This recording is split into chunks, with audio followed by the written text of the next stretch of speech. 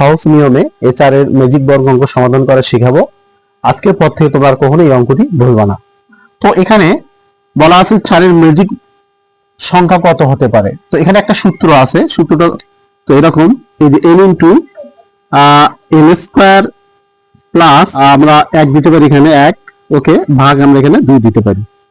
এটা হচ্ছে সূত্র। এখানে মানে যারে ম্যাজিক বর্গ করতে বলবে সেটার মান হবে n। তাহলে আমরা এখানে যদি n ইকুয়াল টু আমরা 4 লিখি, তাহলে এখানে আমি যদি 4 বসাই, দেখো তাহলে 4, এরপর আমরা 4 এর উপর স্কয়ার, এরপর আমরা যোগ 1, এরপর আমরা নিচে কি দিতে ভাগ 2 দিতে পারি। তাহলে এটাতে কাটি, তাহলে 2 যাবে। তাহলে এখানে 2 4 4 16, 16 আর 1 কত 17, 4 4 কি 16 আর 1 কত 17, তাহলে 17 দুগুণ কত 34, 17 দুগুণ কত 34। তাহলে এখানে আমাদের 4 এর ম্যাজিক সংখ্যা হবে কত 34। তাহলে এখন আমরা এই 34 অর্থাৎ এই পাশে 34 হবে, এই পাশে 34 হবে, এই পাশে 34 হবে এবং এই কোণাগুলি ভাবে কি হবে 34 হবে। তাহলে আমরা এই সংখ্যাগুলো এখন কিভাবে বসাবো? মেবিটি কিন্তু তোমাদের হতে পারে যে 4 এর ম্যাজিক সংখ্যা কত, 5 এর ম্যাজিক সংখ্যা কত, তোমরা এই সূত্রটা বসাবা, তখন n এর মান 5 হবে।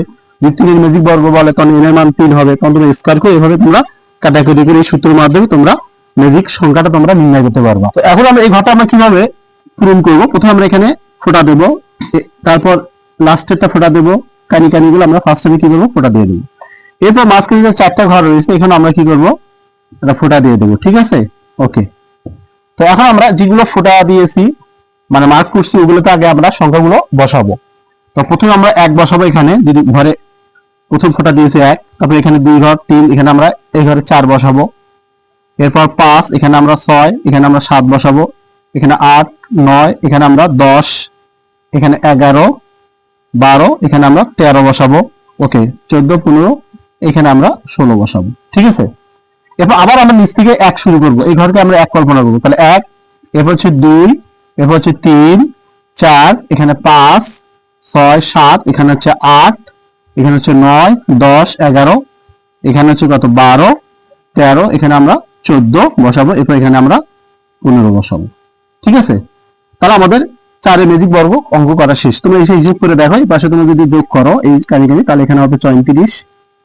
তো এই পাশে যদি যোগ করো সেটা হবে তোমাদের 34, এরপর এই কানিকানি তোমরা যোগ করো সেটা হবে কত 34, আর এই পাশে যদি করা হয় সেটা হবে কত 34। তুমি যেভাবে করো না কেন হিসাব যোগ করে দেখো 34 হয়ে যাবে।